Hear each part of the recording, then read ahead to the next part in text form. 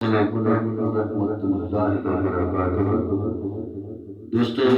मैं नात के शायर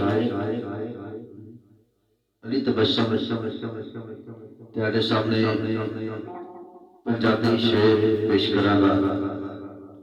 जरा तवज्जो नाल सुनना।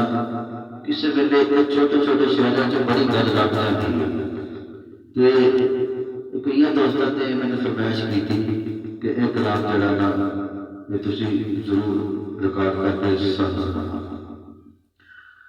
मुरादा फरमाओ, मस्ती जिन्हां नूं यार दे इश्क दी, मस्ती जिन्हां नूं यार दे इश्क दी पी के रिंद कदे डोलदे नहीं।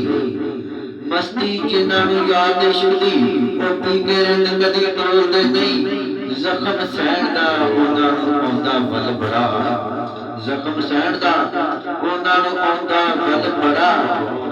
भावें सल जिगर विच वजे बोलदे नहीं।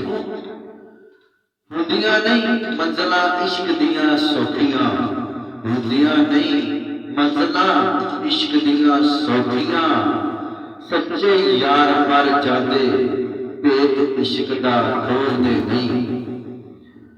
ते यारी लाइए ते तोड़ दी राह विच ना छड्डिए, यारी लाइए ते तोड़ दी राह विच ना छड्डिए। चंगे यार यारी नूं अमीरी गरीबी विच तोलदे नहीं। भावें सड़ जावे कख कख कुल्ली दा तबस्सुम, भावें सड़ जावे कख कख कुल्ली दा तबस्सुम। सड़े होए अखां नूं कदे फरोलदे नहीं। रबई पेश कर वेड़े बड़िया इश्क ते जेड़ा बचदा नहीं फना हो जाता। वेड़े बड़िया इश्क ते जेड़ा बचदा नहीं फना हो जाता, क्योंकि इश्क फना दा नाम। वेड़े बन जाता इश्क ते जेड़ा फना हो जाता। इश्क उस आशिक नूं यार दे नाल बेपनाह हुंदा। इश्क रहन देंदा नहीं विच दुनिया दे तन्हा हो जाता। जपदा रहिंदा ना हर वेले यार दा नां, यार तबस्सुम सना हो जाता।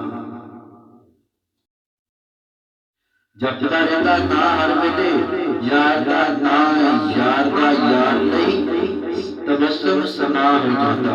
वेड़े बड़िया इश्क दे जेड़ा बचदा नहीं फना हो जाता।